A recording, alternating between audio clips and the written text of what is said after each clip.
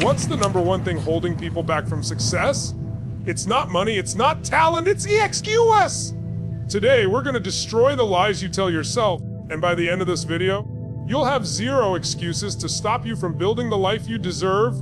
Let's be real, most people don't fail because they don't have the talent or because they're not smart enough, or because they lack opportunity. They fail because they keep buying into a story that's not even true. That story is called a limiting belief. And if you don't learn how to crush it, it will control your entire life. Think about it. Every excuse we make, I'm too young, I'm too old, I don't have time, I don't have money, I'm not ready. All of these come from one thing, a belief that says you are less capable than you actually are.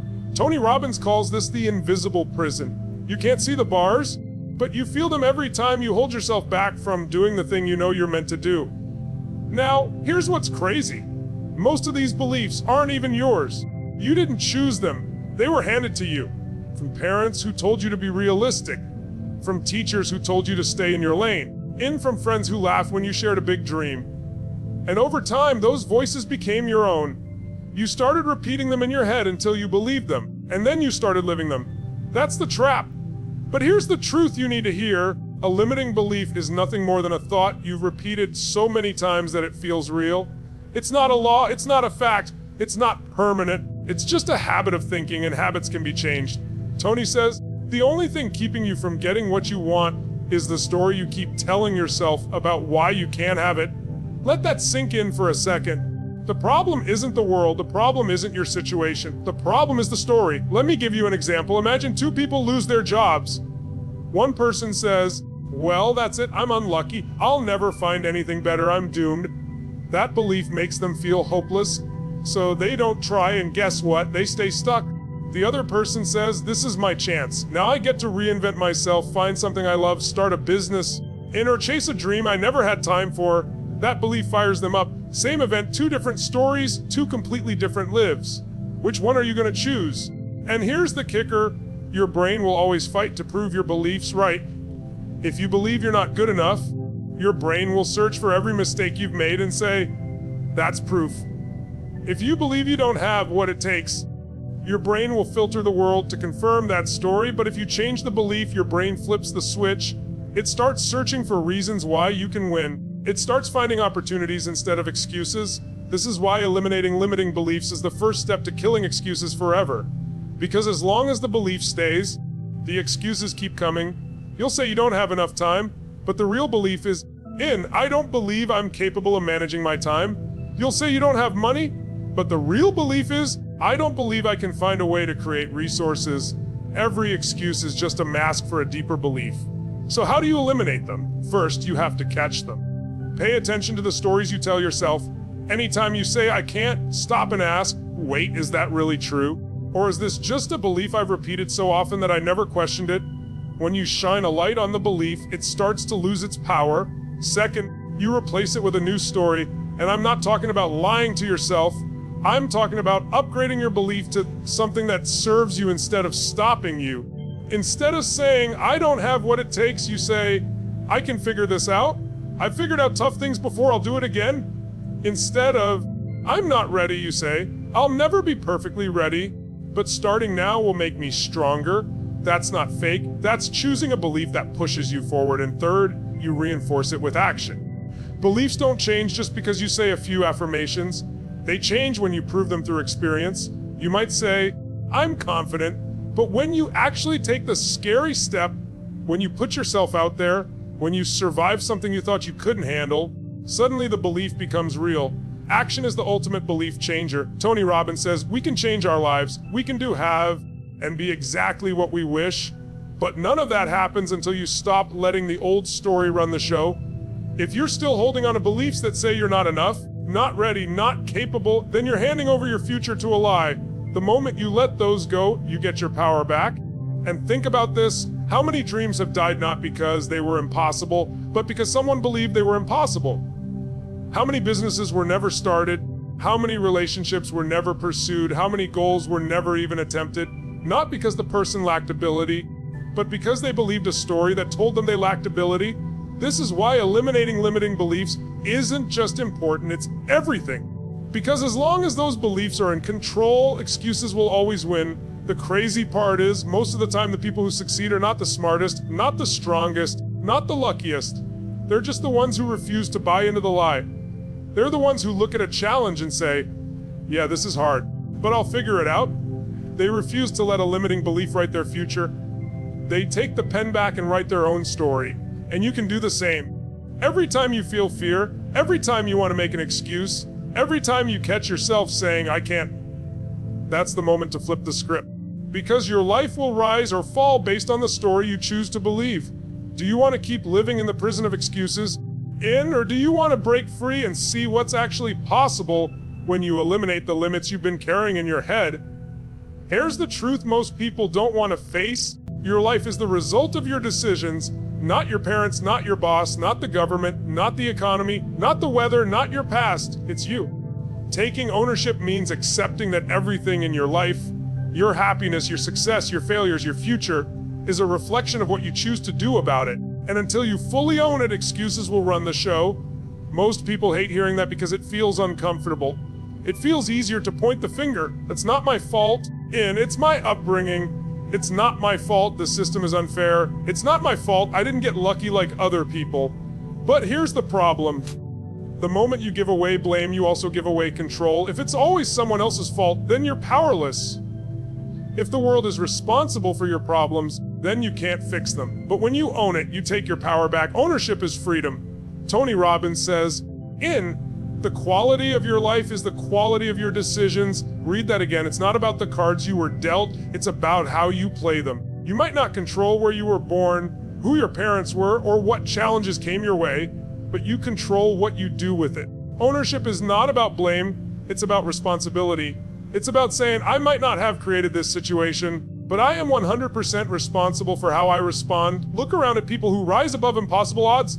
People who grew up in poverty but built wealth. People who grew up in pain but found healing. People who had no advantages but made a way out of nothing. What's the difference between them and the ones who stayed stuck?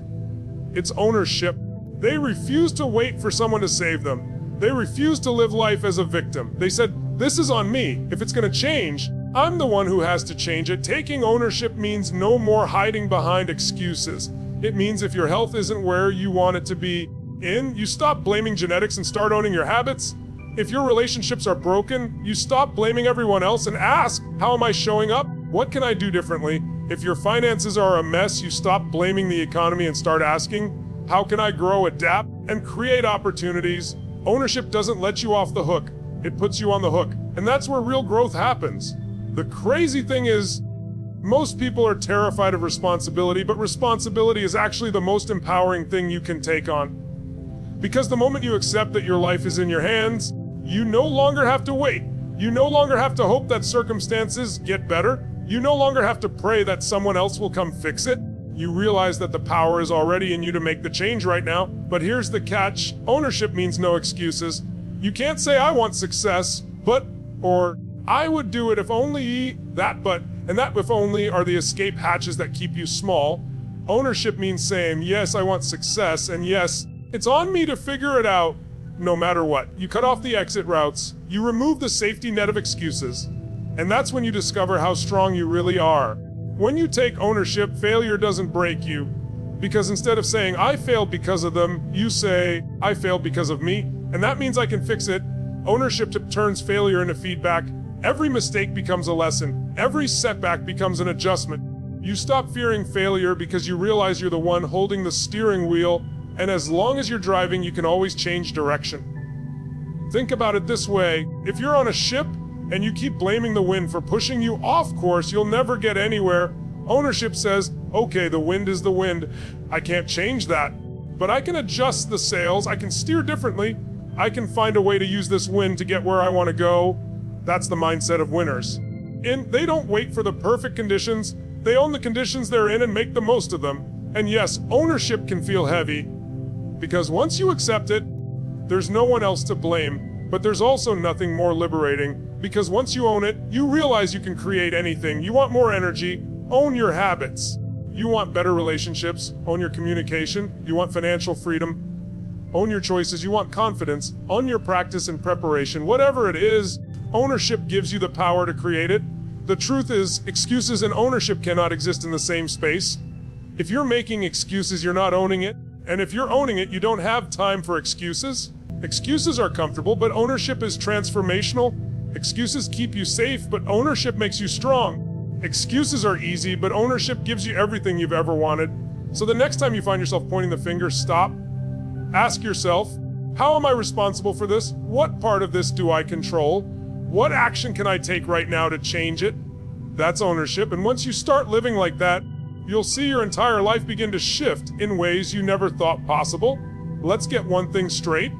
Dreaming about success won't make you successful. Planning alone won't change your life. Reading every book, watching every video, making endless vision boards, none of it matters unless you take massive action. Because at the end of the day, the people who win are not the ones who know the most, it's the ones who do the most. Tony Robbins says the path to success is to take massive, determined action. Notice he didn't say just action, he said massive action. Why? Because the difference between average results and extraordinary results is intensity. Most people dip their toe in. They try something once or twice, and when it doesn't work, they quit. That's why their results are small. The ones who get massive results are the ones who go all in. They're relentless. They don't just try, they commit. Think about it. When was the last time you really went all out on something? Not half-hearted, not I'll see how it goes, but fully, completely, no excuse commitment. That's the difference maker. Because when you go massive, you build momentum, and momentum is everything. Momentum takes small wins and turns them into big breakthroughs. Momentum creates a snowball effect that keeps growing and growing until nothing can stop it. Here's the truth: most people overestimate what they can do in a day, but they underestimate what they can do in a year with consistent massive action. They want quick wins, instant gratification, and overnight success. And when it doesn't show up, they stop.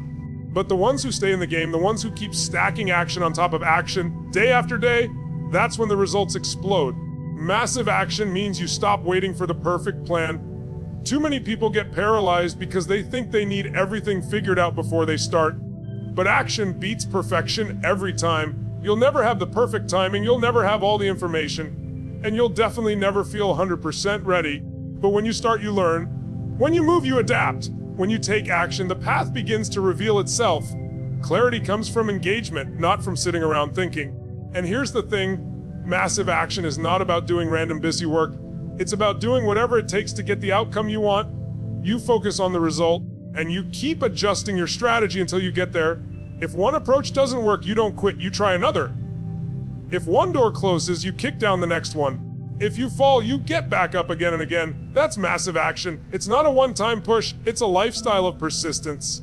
Let's look at real examples. Every person you admire, every person who's built something extraordinary, got there because of massive action. Athletes don't train once in a while, they train every single day. Entrepreneurs don't make one phone call, they make 100. Artists don't create one piece, they create thousands. Success is not about one big move, it's about consistent, massive moves stacked over time until the world can't ignore you. And here's what happens when you take massive action: you crush fear. Fear only survives in inaction. When you sit still, your mind fills with doubt, you overthink, you worry, you create imaginary problems. But when you act, fear gets drowned out by momentum. You don't have time to think about every possible failure because you're too busy moving forward. Action kills fear. Taking massive action also rewires your belief system. And remember how we talked about limiting beliefs? Every time you take action, you prove to yourself that you're capable. You start building evidence that you can do it. And the more evidence you build, the stronger your confidence grows. Suddenly, the things that once seemed impossible feel normal because you've conditioned yourself through repetition and action. But here's where most people mess up. They take small action, then they complain about small results. They dabble, they try, they say, well, I gave it a shot. But giving it a shot is not the same as giving it everything you've got. If you're not getting the results you want, it's not because you're not capable. It's because you haven't gone massive yet. Think about someone who wants to get in shape. They go to the gym once a week, maybe twice. They eat healthy here and there, but not consistently. And then they complain that they're not seeing results. Compare that to someone who commits fully. They hit the gym 5 days a week, they dial in their diet, they track their progress, and they adjust their routine until it works.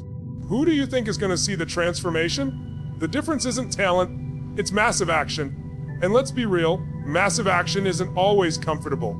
It requires sacrifice. It means you might have to say no to distractions, no to comfort, no to things that waste your energy. It means you'll get tired, you'll fail, you'll get frustrated. But that's the price of big results.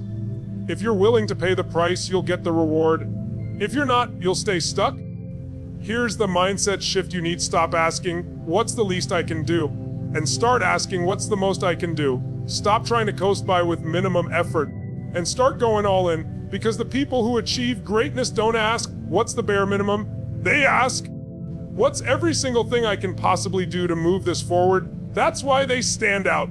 Tony Robbins says, if you want to take the island, burn the boats. That's massive action. It means you commit so fully that retreat is not an option. You cut off plan B. You put yourself in a position where you have no choice but to succeed. That level of commitment brings out the strength you didn't even know you had. And here's the beautiful part. When you start taking massive action, life begins to open doors you didn't even know existed. Opportunities show up. People notice. Resources appear. Why? Because the world responds to energy. When you show up with full force, people feel it. When you act with conviction, others are drawn to it. That's how you attract success. So if you want massive results, stop dabbling, stop waiting, stop playing small. Decide right now that you're going to take massive action over and over again until you get where you want to go. Don't just dip your toe in, dive headfirst. Don't just try, commit. Don't just talk about it, do it. Every single person on this planet goes through pain. Some people let it destroy them while others use it to build unshakable strength. The difference isn't the pain itself, it's what you do with it. Tony Robbins teaches that pain is not the enemy. It's the ultimate fuel if you know how to harness it. Pain is either your prison or your power, and the choice is yours. Think about your life. The moments that shaped you the most were not the easy ones. They weren't the times when everything was comfortable and smooth. They were the times when you were tested, the heartbreaks, the failures, the setbacks, the rejections. Those are the moments that forced you to grow. Pain is life's greatest teacher, but most people run from it instead of learning from it. We're conditioned to avoid pain at all costs. We want comfort, we want safety, we want things to be easy. But comfort doesn't create strength. Comfort doesn't build character. Comfort doesn't make leaders. It's pain that forges resilience, hunger, and drive. The problem is most people experience pain and stop there. They say, why me? This isn't fair. Life is against me. But the ones who rise, the ones who achieve greatness, flip the script. They say, this is happening for me, not to me. This pain is here to shape me, not to break me. That single shift changes everything. When you choose to turn pain into power, you stop seeing challenges as obstacles and start seeing them as opportunities. Every rejection becomes redirection. Every failure becomes feedback. And every setback becomes a setup for a stronger comeback. Pain stops being something that holds you down and starts being the fire that propels you forward. Think about some of the greatest stories you've ever heard. They're never about someone who had it easy. They're about people who faced crushing pain and turned it into fuel. The athlete who got injured and came back stronger. The entrepreneur who went bankrupt and built a new empire. The individual who hit rock bottom and used that moment to reinvent themselves. The common thread? They didn't let pain be the end of their story. They used it to write a new one. Tony Robbins often says, the strongest people on earth, the ones who have the deepest compassion, the deepest love, are the ones who have suffered the most. Why? Because pain awakens you. Pain forces you to grow. Pain teaches empathy, grit, and determination in a way nothing else can. When you've suffered, you understand struggle. And when you understand struggle, you gain a fire that nothing else can replicate. Here's the truth. Your worst day can become your best gift if you decide to use it. Maybe you've been rejected, betrayed, or told you'll never make it. You can let that story crush you, or you can let it drive you. Some of the most successful people on earth will tell you they succeeded not in spite of their pain, but because of it. That heartbreak made them hungrier. That failure made them smarter. That suffering made them stronger. The problem is, too many people let pain turn into excuses instead of power. They say, I can't succeed because I was hurt. But the real mindset shift is saying, I must succeed because I was hurt. That's the power of flipping pain into fuel. It becomes your reason to rise, your proof that nothing can stop you, your motivation to push through every obstacle. And let's be clear, turning pain into power doesn't mean pretending pain doesn't exist. It doesn't mean putting on a fake smile and ignoring the hurt. It means facing it head, unlearning from it, and deciding that it won't define you. You feel it, you acknowledge it, and then you ask, how can I use this? How can I grow from this? How can I let this make me stronger? That's where transformation happens. Pain can either keep you in chains or it can break the chains. It depends on what meaning you give it. If you decide pain means you're cursed, you'll stay stuck. If you decide pain means you're being prepared for something greater, you'll rise. The meaning you attach to your pain is the meaning that will shape your life. And here's the paradox. When you stop running from pain and start using it, you actually begin to fear less. You realize pain can't destroy you because you've already turned it into strength. You realize failure can't stop you because every failure just becomes another stepping stone. You realize rejection can't break you because rejection simply redirects you to something better. You stop living in fear because you know that no matter what happens, you can use it. Think of pain like fire. Left uncontrolled, it burns everything down. But if you harness it, if you learn to channel it, that same fire cooks your food, lights your home, and forges steel. Pain works the same way. Unused pain destroys you, but harnessed pain builds you into someone unshakable. The people who inspire the world are never the ones who avoid pain. They're the ones who endured it, embraced it, and transformed it into power. They didn't just survive it, they thrived because of it.